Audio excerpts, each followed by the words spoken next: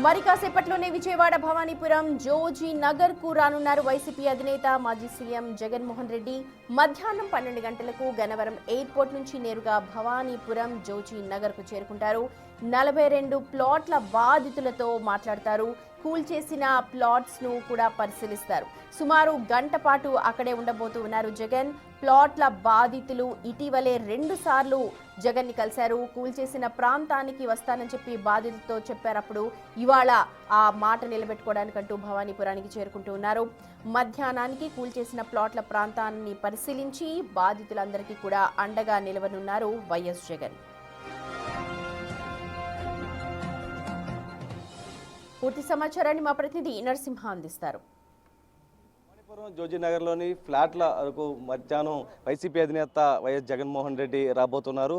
ఇక్కడ నుంచి పరిశీలించిన తర్వాత బాధితులకు భరోసా ఇవ్వబోతున్నారు. ప్రస్తుతం ఇదే విషయానికి సంబంధించి మనతో మాట్లాడేందుకు బాధితులు ఉన్నారు. మధ్యాహ్నం జగన్ వస్తూ ఉన్నారు, ఏం చెప్తాం? ఆ రోజు కూల్చిన దగ్గర నుంచి మాకు 2 సార్లు జగనన్న దగ్గరికి వెళ్ళి కలిసాము. మేము చెప్పగానే మా బాధ వెంటనే స్పందించారు. ప్రభుత్వం మీకు అన్ని వైపులా అండగా ఉంటా అని చెప్పారు. ఆ రోజు చెప్పిన మాట ప్రకారం, ఇచ్చిన మాట ప్రకారం జగనన్న ఈరోజు మా బాధితుల దగ్గరికి వచ్చి మా స్థలాలు చూసి మాకు సపోర్ట్ చేయడం కోసం వస్తున్నారు. మధ్యాహ్నం మా తరపున జగనన్న ఉండి మాకు న్యాయం చేస్తారు అన్న ఉంటే మాకు న్యాయం కన్ఫామ్గా జరిగిద్ది. అందుకోసమని మధ్యాహ్నం వస్తుంది. మీరు గతంలో కూడా మాట్లాడడం జరిగింది, ఎటువంటి భరోసా ఇచ్చారు? అప్పుడు కూడా వెళ్ళినప్పుడు కూడా నేను మీకు ఏ విధంగా సహాయపడగలను అన్ని విధాలుగా సహాయపడతాను. మీకు ఎంతవరకు చేయగలను అంతవరకు చేసి మీ తరపున న్యాయం తరపున నేను పోరాడతానని చెప్పారు. మా వైపు అందుకు ఈరోజు కూడా వస్తున్నారు ఇచ్చిన మాట. మీరు మీకు ఎన్ని గజాలు ఉంది ఇక్కడ? మీరు 180 గజాల స్థలం ఉందండి. 2 పిల్లలు విడివిడిగా 2 కట్టుకున్నాం, గట్టిగానే కట్టుకున్నాము. పైన స్లాబ్ వేసుకొని అప్పులు ఎందుకు లేని అప్పటికే కొంచెం ఉన్నాయి. తర్వాత ఇంకొక ట్రిప్పులో వేసుకోవచ్చులేని మేము స్లాబ్ వేసుకోవాలి. మెడల్లో ఇళ్ళ కాడ ఊరికాడ 1 ఎకరం పొలం ఉంటే అమ్ముకొని గట్టిగానే కట్టుకున్నాం. ఇప్పుడేమో వాళ్ళు మొత్తం నాశనం చేసేసారు. చెదరం అయిపోయాం. మేము ఇప్పుడు అద్దె కట్టుకునే స్థితిలో కూడా లేము. ఆటో తోలుకొని బతికేవాళ్ళం, టాపీ పని ఆటో తోలుకొని బతికేవాళ్ళము. ఇప్పుడు ఆ అప్పులు ఉన్నాయి, మరి ఎక్కడ ఉండాలో తెలియని పరిస్థితి మాది.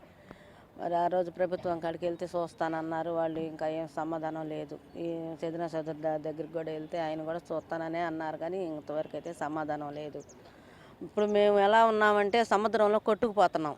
మాకు ఏ గడ్డిపోస దొరుకుతుందో అనే ఆలోచనలోనే మేము పారట్లాడుతున్నాం. ఏది దొరికిద్దా అనే దీంట్లోనే ఉన్నాం.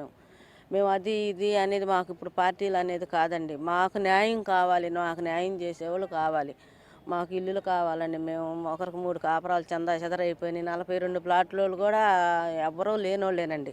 దీంట్లో ఉండేవాళ్ళు ఎవరూ లేరు, అందరూ లేనోళ్ళే. ఆ 42లో మేము మా ఒక్క దాంట్లోనే 3 కాపురాలు, 2 ఇల్లులు మాయి చెదర గందరగోళంగా కొట్టేశారండి. అదేమంటే వాళ్ళు చిన్ని అని చెప్తున్నారు. చిన్న ఎక్కడ ఉన్నాయి, పునాదులే ఉన్నాయి కదండి. 7 అడుగులు ఆ చెట్టు ఉన్నది ఎంత ఇదిగా ఉంది. 2 ఇల్లులు కొట్టేశారండి. మేము అదే ఆస్తి అనుకొని ఇంటికాడ అమ్ముకొచ్చుకొని ఇక్కడ కట్టుకున్నాం. మాకు ఎటు ఏం లేవు, మెళ్ళల్లో లేవు. అన్నీ మాకు 9 లక్షల అప్పు తప్పితే మా దగ్గర ఏం లేవు. మరి ఇప్పుడు మిమ్మల్ని వాళ్ళు ఏం చేయాలనుకుని ఆ పని చేశారో ఏమో. ఈ ప్రభుత్వం అసలు రావట్లేదండి. ఎన్నిసార్లు మేము మొత్తుకుంటున్నాం, వస్తారని ఎదురు చూస్తున్నాం. మాకు న్యాయం చేయాలనే అనుకుంటున్నామండి. మేము ఇంతగా ఇదైంది ఏం కాదు. మరి ఈసారి ఇవాళ వస్తానన్నారు, వచ్చి మాకు ఏదన్నా న్యాయం చేయమని అడుగుతున్నాం ప్రభుత్వాన్ని అయినా ఈసారినైనా.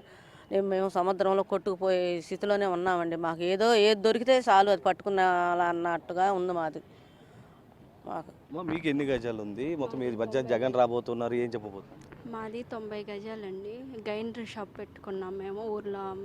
అదే ఊరు నుంచి వచ్చి అక్కడ కుదరక దవక ఇక్కడ 10 లక్షల వరకు సరుకు కూడా ఉందండి. తీయలేకపోయాము. ఆల్రెడీ మేము బతిమాలాం కూడా, కానీ వాళ్ళు కనికరించలేదు. కనీసం మాకు గ్యాప్ కూడా ఇవ్వలేదు. మా వారు వెళ్ళి మా బెదరు వెళ్ళి బతిమాలారు. అసలు కనీసం ఇంకా మీరు అదేంటి రోబోట్లు తీసుకోండి అని చెప్పారు. మాకు కనీసం గ్యాప్ కూడా ఇవ్వకుండా కూలదోసేసారండి.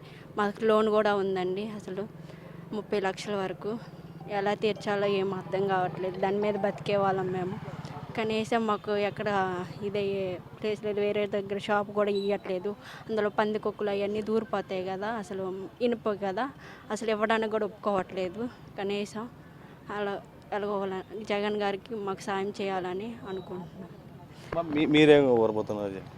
నేను 2001లో కొనుక్కున్నామండి ఈ స్థలము, 190 గజాలు కొనుక్కుంటే 2007లో మా పెద్దమ్మాయి పెళ్లి చేశాను, వాళ్ళకి రాశాను 90 గజాలు.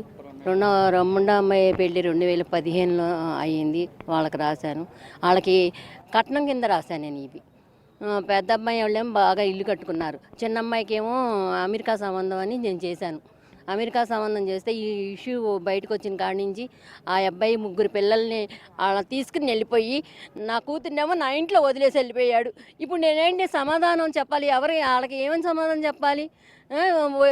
ఆడేమో అమెరికా పారిపోయాడు, వీడ పిల్లల్నేమో వాళ్ళ అమ్మగారి ఇంటికాడ వదిలేశాడు, నా కూతురు నా ఇంట్లో వదిలేశాడు. ఇప్పుడు నాకేంటి ఈ బాధలు చెప్పండి? నాకేమో 58 సంవత్సరాలు, మా ఆయనకి 68 సంవత్సరాలు.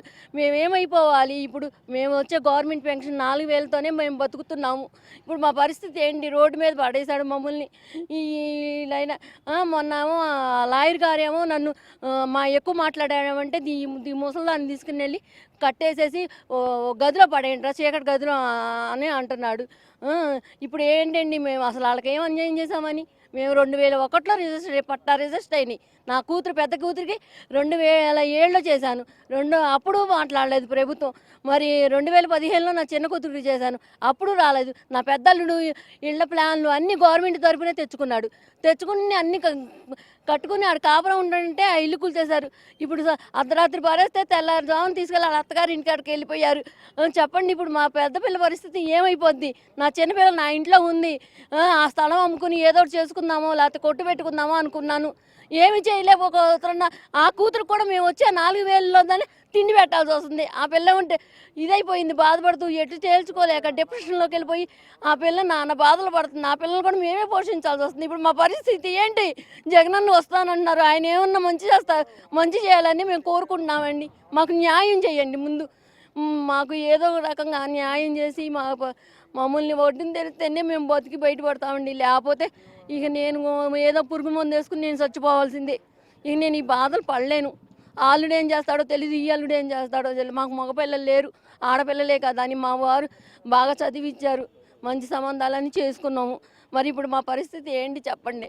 అది మాకు కోరుకునేదండి. మేమేం చెయ్యాలో మాకే అర్థం అవ్వట్లేదు. జగనన్నకి నేను మనస్ఫూర్తిగా చేతులెత్తి, పెద్దదాన్ని అయినా చిన్నవాడికి చేతులెత్తి నమస్కారం చేస్తున్నాను.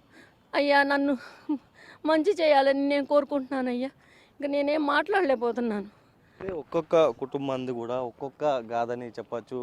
అర్ధరాత్రి రావడం, ఉదయం తెల్లవారుజామున వచ్చిన తర్వాత ఉన్న పలంగా మొత్తం కూడా నేలమట్టం చేసినటువంటి పరిస్థితి. అయితే 2 సార్లు వీళ్ళంతా కూడా జగన్ని కలవడం జరిగింది. ఈ ఫ్లాట్ల వద్దకు విజిట్ చేస్తానంటూ కూడా ఆయన చెప్పినటువంటి పరిస్థితి. మధ్యాహ్నం ఇక్కడికి రాబోతున్నారు. ఫ్లాట్లను పరిశీలించిన తర్వాత, స్థలాన్ని పరిశీలించిన తర్వాత నేరుగా బాధితులతో ఆయన మాట్లాడనున్నారు. ఇక్కడ గంట పాటు మొత్తం బాధితులతో మాట్లాడిన తర్వాత వీళ్ళకి ఒక భరోసా అయితే ఇవ్వబోతున్నారంటూ కూడా తెలుస్తూ ఉంది. ప్రస్తుతం ఏదైతే బాధితులంతా కూడా ఒకటే కోరుతున్నారో తమకు న్యాయం చేయాలంటూ కూడా కోరుతున్నటువంటి పరిస్థితి అయితే కనిపిస్తుంది. సాహిత్య నరసింహ, బిగ్ టీవీ, విజయవాడ.